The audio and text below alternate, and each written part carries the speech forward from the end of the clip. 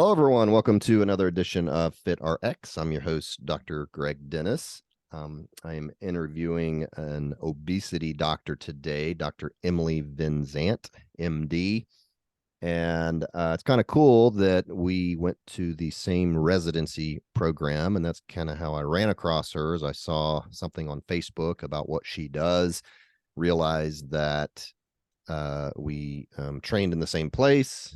She was many years later than me, and then her dad was a surgeon who I trained with back in residency. So anyway, kind of cool. It's a small world. And so she is a family practice doctor, as well as a certified obesity medicine physician, and a certified life coach. And so she at least for the time being, has gotten away from kind of traditional family practice and just doing obesity medicine and life coaching. So we can ask her about that transition and just kind of about what she does. And she also hosts her own podcast called The School of Weight Loss. And so we'll talk about that as well. So Emily, welcome to the show. Thank you. Thank you for having me. Well, okay. Well, so talk to us about that transition, because as we were talking before we recorded, I mean, it's rare that you see family doctors leave traditional, medicine and pursue other things. And so you made the decision to just pursue obesity medicine and life coaching, and I'm sure there's a lot of overlap there. But just talk to us about what got you interested in obesity medicine, and then kind of the evolution there and why you decided to do what you're doing now. Yeah. So for me, it really was kind of the story of my life. I mean, I struggled with my weight. I went into family medicine and always loved the weight loss aspect of it. So my very first clinic, I actually started in practice with my uncle, which is my dad's twin, out in Derby. And he had a weight loss clinic in his clinic. And I just kind of took it on from the beginning because it was such a passion for me. And I felt like for a very long time, the ladies that I treated, their story was my story. So I struggled with my weight. They did phentermine, I did phentermine. We all did whatever diet I was on at the time. I don't know how many you've tried. I've tried a lot. And so as I went through this process, I just kept going from thing to thing to thing and treating the same ladies over and over again in my practice.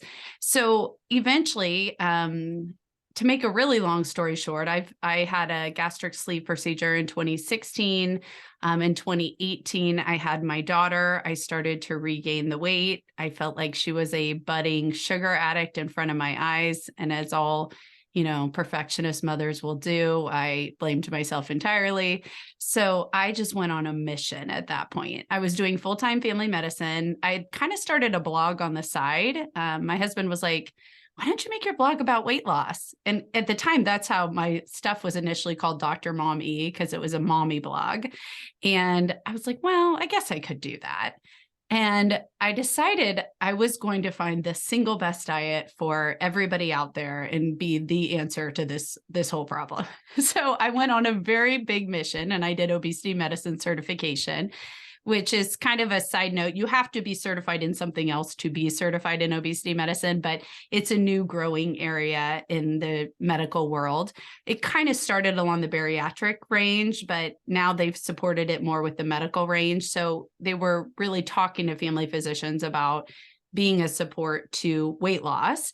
And so I went to all those big conferences, took the boards, and I just felt like I kind of got it then, but I felt like there was a huge missing element, which was sort of the ladies like me who were very successful with life, but just couldn't lose the weight. And I discovered life coaching. And the way that I found that was actually through a physician who hosts a group for physicians only for weight loss. And another friend of mine who was blogging told me about her. And I was like, well, I'm just going to do the certification because I need to understand this mindset. So that took me down this route of adding on to my traditional family practice, adding on obesity medicine. And the clinic that I was working at supported me in doing that. And then I was coaching at night to help with the mindset side of it. So the way I kind of looked at it as is in the obesity medicine world, there's 4 pillars to it. So diet, exercise, medications, and then lifestyle management. Coaching really hit the lifestyle management aspect of it. The other parts of it I could kind of get in my practice, but not really. There wasn't really time to develop it like I wanted to. And my days got to the point where it looked like, a full day of family medicine, trying to get in obesity medicine visits in the middle of that, and then coaching all night. So I just decided to go the route that I felt like I could get the biggest bang for my buck for my patients and my clients. And it was through a coaching element. So now I do virtual weight loss coaching programs. And it's transitioned from being in a very traditional, family medicine practice to being working from home, doing a lot of my work through Zoom and my podcast and all of those things. Well, very cool. So how has that been for you? Obviously, it's very different than, traditional clinic setting. Talk about just your experience doing that. How long have you been doing that? So I was trying to think of that. I started my first small group in 2020 of the coaching element of it. I transitioned full time the beginning of 2022. So I've been doing it full time as this is, what I do for about a year. And it's a transition for sure. There's parts that I love about it. I mean, I love not being in the time limitations of traditional family medicine. I love being able to make my program what I want it to be and not be limited by everybody else telling me what boxes I have to check. Instead, to just be limited by getting people the best results I can. And that's amazing. What I didn't anticipate was, learning how to run a business and being an entrepreneur and, learning all the tech behind it and all of those aspects that, I'm a little older than this really good tech generation. So it's still a bit of a struggle for me, but it's a learning curve. Yeah, very cool. Well, I'm anxious to just kind of hear your approach. And so let's break down maybe those pillars that you mentioned. Yeah. You said diet, exercise, mindset, and medicine. And so I guess let's first talk about diet. What is your approach when you advise patients? I just came from a metabolic and health conference. We just got back actually a couple of days ago, and so it was cool to hear a lot of experts. Not everybody agreed, on things, but it was just kind of cool to hear from a lot of people. But anyway, tell me just kind of your approach as it pertains to diet and nutrition. Yeah. So I would say initially I was on this mission that there was going to be a single best diet. And as I went through obesity medicine certification, they gave us a list of 5 pages of diet approaches. And I was like, oh, there's not going to be one best diet out there.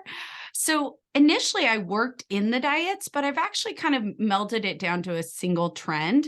So most of the ladies that I help, so I run a coaching group for women. My ladies are in the overweight or obese category. Most of them have significant weight to lose. And so for my ladies, we hone in first on, we call it the energized eating plan. And it's incorporated in it is what, when, how much, and why you eat. So we work in all elements of that. I always push proteins first. I'm a protein first believer. And part of that is honestly my journey through weight loss surgery. It was what we need first is probably proteins and veggies, and then the others we can add on. So that's kind of the basis of our what in the energized eating plan. Probably as important as anything with them, though, is we base our decisions on why we're eating, which is we have one single sentence: I eat to energize my body. I eat to energize my body, which sounds pretty easy. But so much of what my patients and clients struggle with is eating for all the other purposes. And that's what gets in the way of it. So we do the energized eating plan, focusing on protein first, veggies next. And then we practice stopping when we're naturally full. I do some fasting in my program. We use different forms to kind of fit their lifestyle. And it's a pretty individualized approach in the end. Okay. What do you feel like is the biggest hurdle with people just telling them that? And obviously, most people are used to eating the standard American diet. I have a lot of conversations about just trying to eat foods with one ingredient. And so I feel like if people, if nothing else, would just eat real foods and not the packaged processed stuff, I mean, that would treat a lot of things, not only weight loss, but a lot of other things. But that's our society. I mean, that's what people have in their pantries, and they go to social events, and I mean, and that's what they're eating. And so, how do you get around that? And what do you feel like is the biggest hurdle for people to get them to do what you're advising them? Yeah, it's for sure mindset. Um, I actually would say that our biggest hurdle, because of the ladies that I work with, is they have this very like black and white approach to it where they say, I'm either on this very strict rule following diet Hmm. or I'm completely back to eating the way I did before. And getting them past that mindset that like you're going to figure out how to make this work for the rest of your life. So I love your example of, let's say you're going to go out to eat. I always tell them you can go out to eat. You're just going to choose what you pick when you go out to eat. And I agree with you completely. Eating with like the whole foods, the foods that are just natural in origin, they're more satiating. They're going to keep you fuller longer. And they're available. They truly are. You just don't look for them. And so when we go these places, we get into all this drama. So we're like, am I going to be perfect, or am I just going to break my diet right now? And my goal is to help them meld in between, to realize that you can still eat in a way that energizes you and in a way that keeps you going forward on your plans, but it doesn't have to be perfect. Do you kind of take one thing away at a time? So if somebody's, eating very poorly, say they're drinking, several Cokes a day, do you find it easier and maybe more successful to say, okay, this week just stop all the Cokes. Next week, maybe stop the bag of chips. Or do you say, look, go home, get a box, dump it all, get rid of all this stuff in your pantry and stock your pantry with more healthy food? I mean, what do you tell people there? Yeah, so we actually do elimination trials, and I love that. So we start no sugar. We just eliminate sugar to begin with. And we go to 3 meals a day, no snacks. That's really, I always tell them, in your mind, you're going to know you're not starving because you're eating 3 meals today. We're like, I'm starving. I can't survive no sugar, right? And you'll get weight loss benefits from just eliminating sugar to begin with. And then we actually do trials of some of the foods that tend to trigger people. So we'll do like a trial of elimination of dairy. We'll do a trial of elimination of gluten and wheats. We do trials of eliminations of, I don't really eliminate fruits or any of the veggies or anything like that, but we do work within those to make it work for them. And I like them to, my second goal that I always tell them is to be very cognizant of how they feel when they do that, because then it becomes not just about the scale, but it becomes about their long-term health. Like if you were, diagnosed with celiac or diabetes, you might give those things up easily, but when you're told I'm just doing it to lose weight, it's harder to do it, right? So I always tell them, look, when we do these eliminations, about how you feel. Are you less bloated? Are you less achy? Are you less swollen? How do you feel in your body with these things? And let's build up the story of why this is the best thing for you to do, not just a short-term diet thing for you to do. Okay. Very good. I'm glad you mentioned the protein. I mentioned I went to this conference, and um, I mean, that was probably the biggest agreement of almost everyone is kind of a protein centric, type diet, especially with women. I think women, for whatever reason, don't tend to get enough protein. I don't know why, women feel like they have to eat a salad, all the time. Maybe I don't know, but I feel like women struggle the most with getting the amount of protein that they need. But Mhm. um, Protein first, I think, is like, even when you look at the big studies off of like weight loss surgery and those things, which is the most drastic fast weight loss, the protein component is the most important component to keep you going forward. And that's just a unifying thing, and interestingly, I think sometimes we think, a lot of times people will talk about the Mediterranean style diet being the healthiest, or, is going low carb healthier. But the unifying factor with all of them is protein. It's just, it can be in different styles. You could be doing it in beans and fish and those sorts of things. You could be doing it in red meat. I don't really tell them from a calorie standpoint that they need to do one or the other. I just want them to focus on protein first, because otherwise, if you look at like even compared to a Mediterranean style, what we tend to do in America is we make it all about the carbs. We'll eat all the pasta with maybe a little bit of protein versus, in the traditional Mediterranean, they're eating the salmon and those things first and then a little pasta. Yeah. Yeah. Well said. So the next one is exercise, obviously very important. What do you recommend when you're counseling your patients? So I have an interesting approach to exercise because of the place where most of my ladies reach me. Most of them, not everyone, but most of my ladies are over 200 pounds, some a lot close to 300 pounds, and moving their body is just something they're not extremely capable of doing at that point. So we add it in later. We don't start with exercise. We start with a diet. And I tell them it's not until you've mastered the diet that I want you to add in exercise. Exercise is so good for your health. But for my ladies, it tends to be this long list because they've done so many diets that they're like, all right, now I'm starting diets. I've got to sleep 8 hours, hydrate enough, exercise an hour and a half, and fix my diet and try to lose some weight. So we start on the eating plan first. And then as they get to there, we add in exercise in a way that's like, I want you to start moving your body in a way that you like. Let's start there first.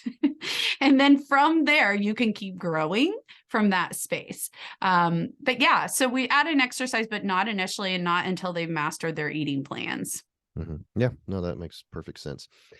One thing I'm preaching more than I used to, and this is probably, I've been doing this for, I guess, a few years now, a lot of weight loss stuff. I mean, that's not just what we do, but, I find these patients who are successful and they lose a lot of weight.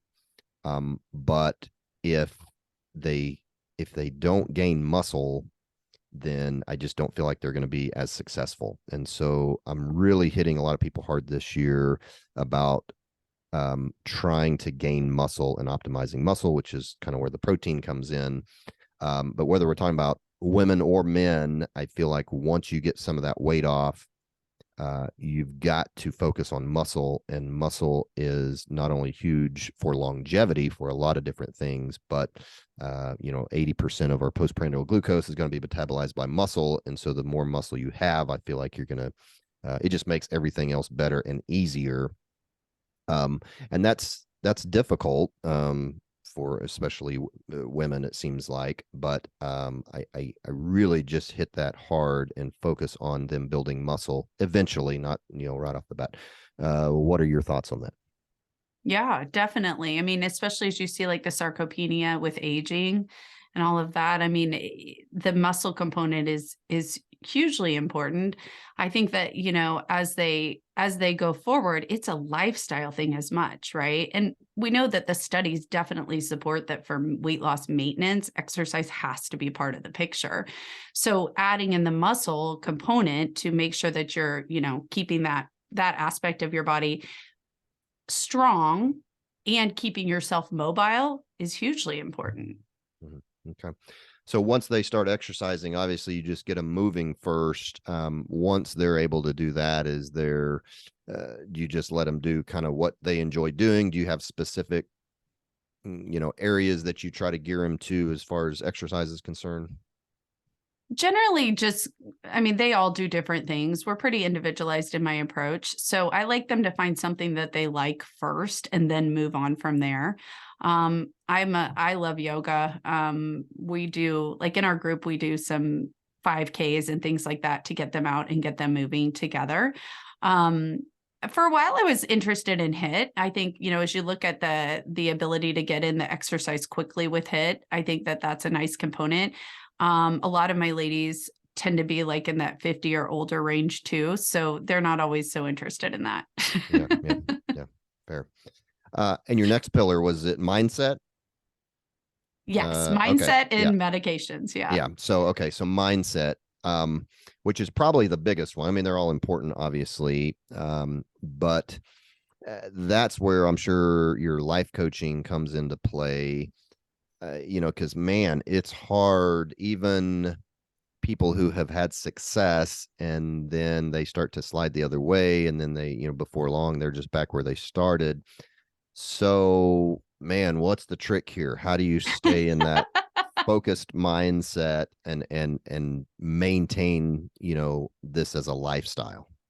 Yes. I think that is like, isn't that, I mean, I will say just to, I'm extremely proud of the fact that my group averages without medications 21% weight loss with mindset. So we do well with it. I mean, usually the study arms look at like 4 or 5% mindset. It's a more complex discussion, but I have two big tools that I would break it down to with mindset. The first is, especially for my ladies, and depending who you're working with, I think this is really applicable to everybody. But we base the weight loss journey off of what I call the healthy you. We don't base it just off the scale. We base it off of who we're becoming. We, like, my ladies want to be active participants in their life again.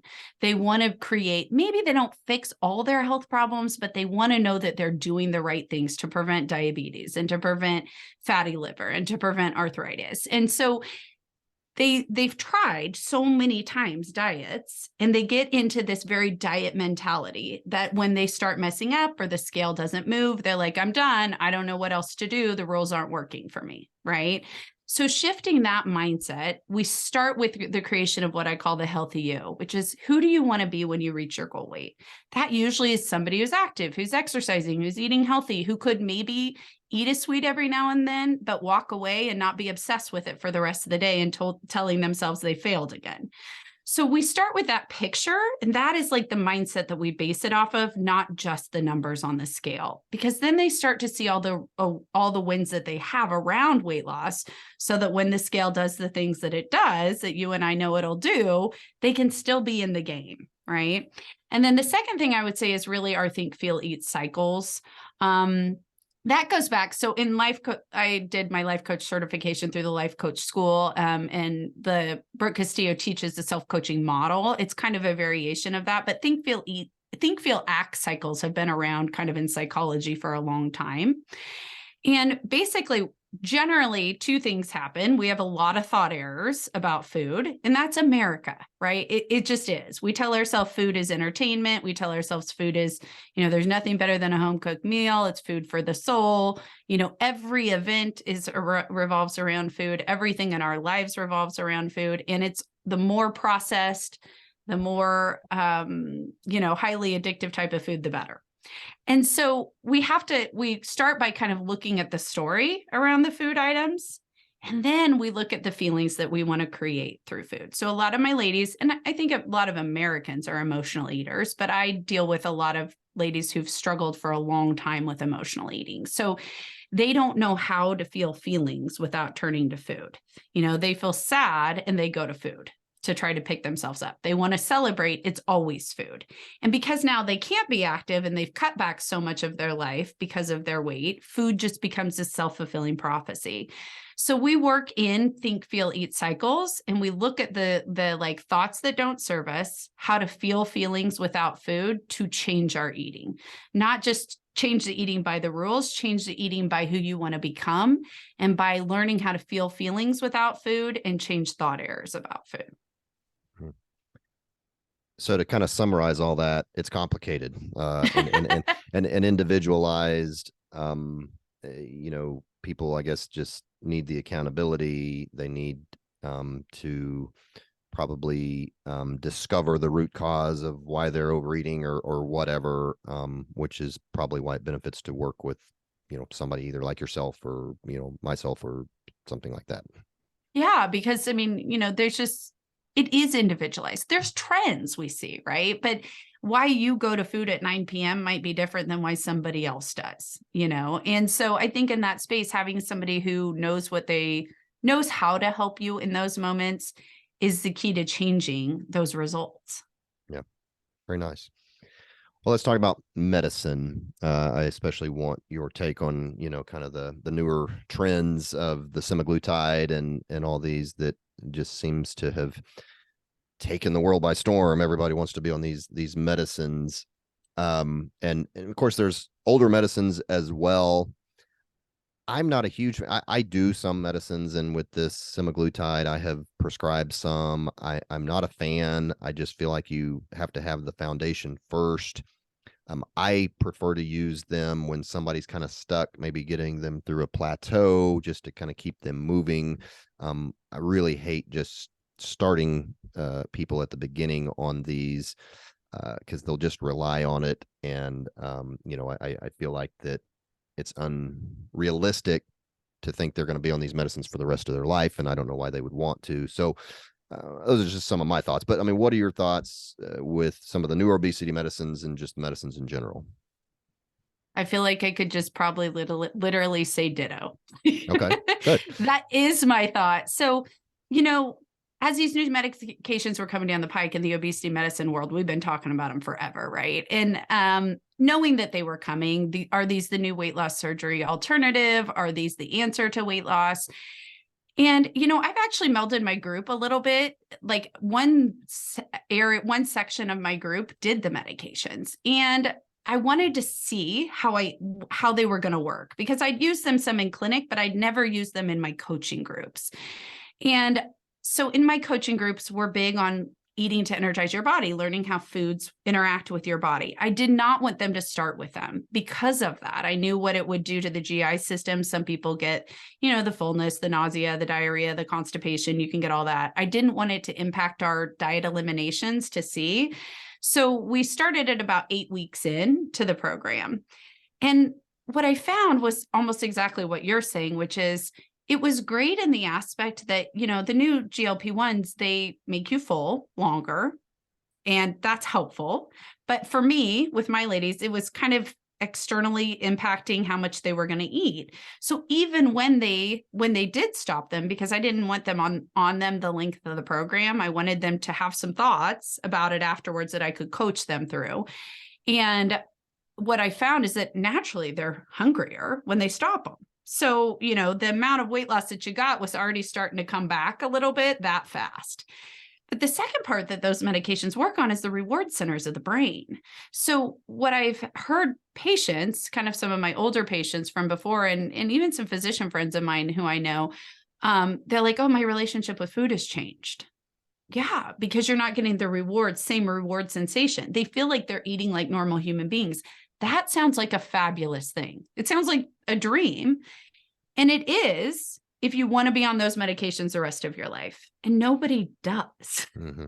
So I've already seen some of the rebound coming back. I don't know if you've seen that, but I think that I was actually initially very excited about them. And I do think that they have a place. Where I like them is for my ladies who are like in the 250 to 300 pound range, who probably have never really truly experienced fullness because they've struggled with their weight for so long that they don't even know what you and I would consider somewhat normal portion sizes. And they don't really experience fullness like we would.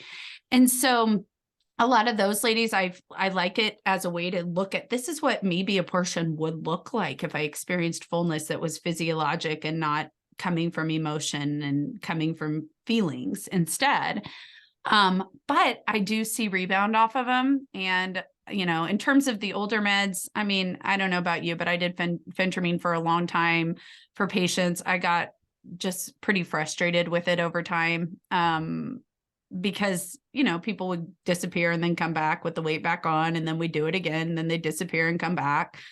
I think that, even I've spoken kind of our local rep was wanting to work with some of the doctors, because I think even truly in terms of like this semaglutide and those things, we know it's a short-term fix, and they even are looking at ways to like, how could we support this better so that it's not, I want to lose 10 pounds for an event and then I end up 20 pounds heavier afterwards. Mm-hmm. Yeah. Yeah. Nope. Yep. Sounds good. Well, so you also host a podcast. The name of the I do. podcast is The School of Weight Loss. So talk about that. When did you start that? And just kind of tell us a little bit about the podcast. Yeah, so I started the podcast in 2022 when I transitioned out of my traditional practice.